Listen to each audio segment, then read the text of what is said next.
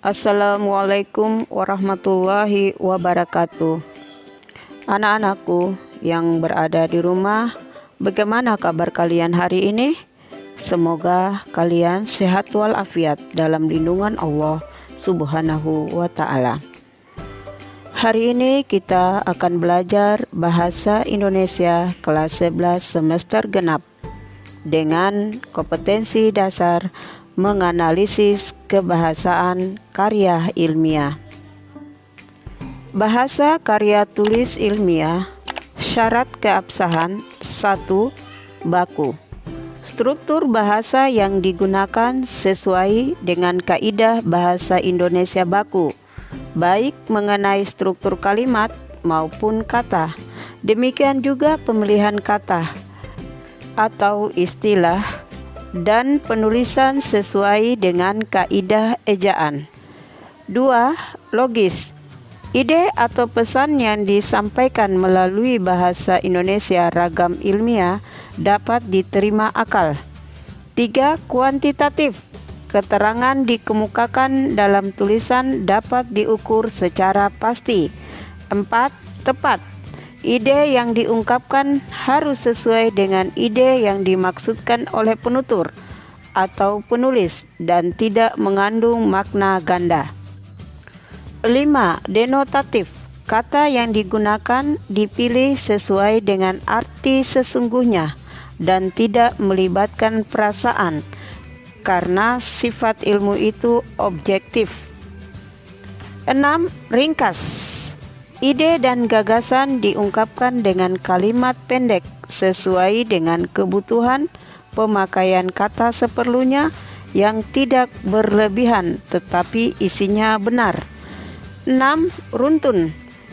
Ide diungkapkan secara teratur sesuai dengan urutan dan tingkatannya, baik dalam bentuk kalimat maupun dalam paragraf. Aspek kebahasaan dalam karya ilmiah. 1. Diksi. 2. Kalimat.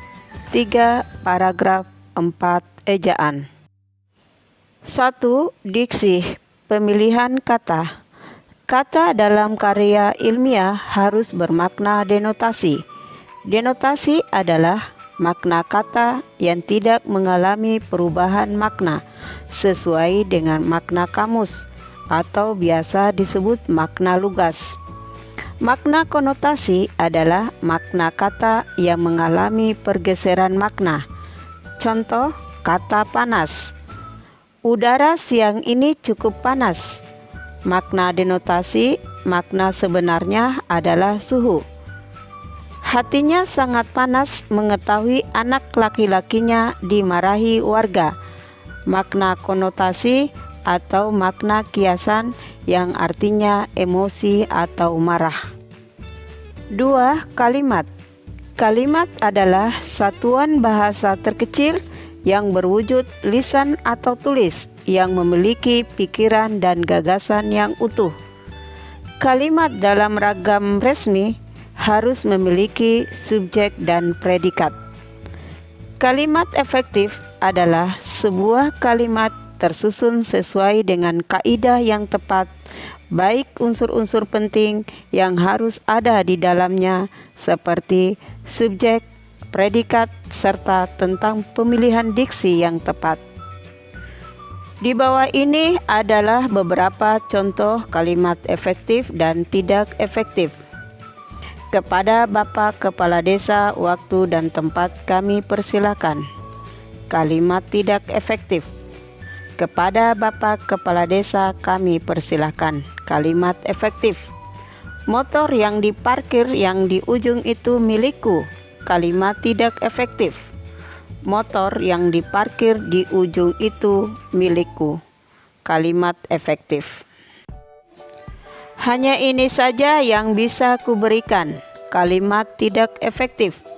Hanya ini yang bisa kuberikan. Kalimat efektif. Buku itu telah dibaca oleh Papa. Kalimat tidak efektif. Buku itu telah Papa baca. Kalimat efektif. Kesehatannya telah pulih kembali. Kalimat tidak efektif. Kesehatannya telah pulih. Kalimat efektif. 3. Paragraf. Paragraf adalah satuan bahasa tulis yang terdiri atas beberapa kalimat. Kalimat dalam paragraf harus disusun secara runtut dan sistematis. Dalam paragraf terdapat kalimat utama atau kalimat inti atau ide pokok, dan kalimat penjelas atau kalimat menjelaskan rincian tentang ide pokok tersebut. Letak kalimat utama atau ide pokok paragraf. 1. Kalimat utama berada di awal kalimat disebut paragraf deduktif. Pola paragraf deduktif. Kalimat 1 merupakan ide pokok atau inti paragraf. Kalimat 2, 3, dan 4 merupakan kalimat penjelas. Contoh paragraf deduktif atau kalimat utama di awal paragraf. 1. Buah apel di pasar sangat enak. 2. Hal tersebut dikarenakan setelah proses pemetikan dari kebun kota, buah langsung dikirim untuk dibersihkan. 3. Rasa enak tersebut didominasi oleh rasa manis, segar berair, dan sedikit masam, yang justru membuat benar-benar enak. Kalimat utama di awal paragraf terdapat di kalimat 1. Buah apel di pasar kaget sangat enak. Ide pokok atau inti paragraf dalam kalimat utama di atas adalah buah apel di pasar enak. 2. Kalimat utama berada di akhir kalimat atau paragraf induktif. Pola paragraf induktif. Kalimat 1, 2, dan 3 merupakan kalimat penjelas. Kalimat 4 merupakan ide pokok atau inti paragraf atau simpulan. Contoh paragraf induktif atau kalimat utama di akhir paragraf. 1. Apel bisa membusuk karena didiamkan di suhu ruang selama beberapa hari. 2. Selain itu, karena hama seperti ulat yang berada di dalamnya. 3. Menjaga apel supaya tetap segar sangat dibutuhkan, misalnya memasukkan ke dalam kulkas. 4. Itulah sebab apel membusuk dan cara mengatasinya. Kalimat utama di akhir paragraf terdapat di kalimat 4.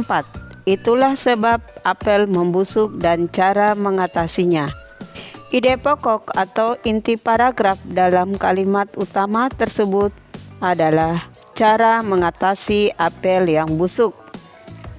Ciri kalimat utama berada di akhir paragraf biasanya ditandai dengan kata hubung jadi, demikian, ternyata, oleh sebab itu, oleh karena itu, itulah, akhirnya, maka, sehingga. Contoh paragraf deduktif induktif atau kalimat utama di awal dan di akhir paragraf biasa disebut paragraf campuran. 1. Rusaknya kebun apel diperkirakan akan terus berlanjut hingga 1 bulan ke depan. 2. Hal itu dilatar belakangi maraknya pemakaian pupuk kimia dengan komposisi asal-asalan. 3. Untuk memperbaiki tanah perlu sumbangsih warga sekitar dan waktu yang lama. 4.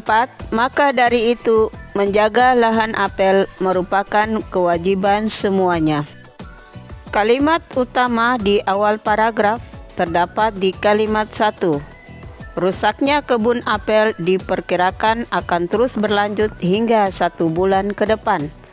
Ide pokok paragraf pertama terdapat di kalimat utama adalah diperkirakan kebun mengalami kerusakan sampai bulan depan. Kalimat utama berada di akhir paragraf terdapat pada kalimat 4. Maka dari itu, menjaga lahan apel merupakan kewajiban semuanya. Ide pokok atau inti paragraf di akhir paragraf adalah kewajiban kita semua menjaga lahan apel. 4. Ejaan. Ejaan adalah ejaan yang telah disempurnakan atau ejaan bahasa Indonesia yang telah dibakukan atau diresmikan penulisan yang tepat. Contoh: A. Penulisan di sebagai awalan. Dilakukan penulisannya harus disambung. B. Penulisan di sebagai kata depan.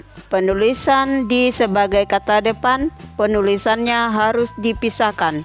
Contoh: di atas dan ke sini. C. Pembentukan kata. Imbuhan me bila dilekati kata dasar KPTS akan luluh. Contoh: kata dasar konsumsi, potong, tanam, sapu, menjadi, mengonsumsi, memotong, menanam, menyapu. D. Penulisan kata hubung intrakalimat atau dalam kalimat. Penulisan yang benar sesuai tanda koma. Contoh: titik titik koma tetapi, titik titik sehingga, titik titik koma sedangkan, titik titik karena, titik titik koma melainkan, titik titik sebab, titik titik koma seperti, titik titik walaupun. E. Penggunaan tanda koma pada kata hubung.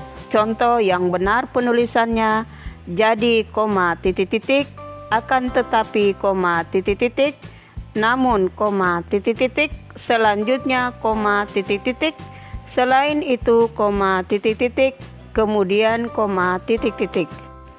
F. Penulisan gabungan kata. Contoh: tanggung jawab, tulisannya salah, harus dipisahkan tanggung jawab. Sama rata, salah, penulisannya harus dipisahkan sama rata. Penulisan bertanggung jawab, penulisan yang tepat harus dipisahkan. Penulisan ditanda tangani itu harus disambung karena menggunakan imbuhan di dan ih. Bertanda tangan harus dipisahkan penulisannya. G. Kata baku. Contoh kata baku yang sesuai ejaan yang disempurnakan. Analisis, persen, hipotesis, pikir, metode. Kata baku yang sesuai ejaan yang disempurnakan: aktif, aktivitas, sistem, hakikat, asas, manajemen, koordinasi, kualitas, jadwal, zaman. Penghematan kata. Contoh kesalahan kata yang mubazir adalah merupakan, seharusnya, memilih salah satu, adalah atau merupakan. Sejak dari, seharusnya memilih salah satu, sejak atau dari. Demi untuk, seharusnya memilih salah satu, demi atau untuk. Agar supaya, seharusnya memilih salah satu, menggunakan kata agar atau supaya. Seperti misalnya, seharusnya memilih salah satu, menggunakan kata seperti atau misal. Tujuan daripada penelitian, seharusnya tujuan penelitian. I. Penggunaan kata berpasangan. Contoh, penggunaan kata berpasangan yang tepat, baik titik titik maupun titik titik. Bukan titik titik melainkan titik titik, tidak titik titik tetapi titik titik, antara titik titik dan titik titik. Demikianlah materi tentang menganalisis kaidah kebahasaan karya ilmiah. Sekian dan terima kasih. Wassalamualaikum warahmatullahi wabarakatuh.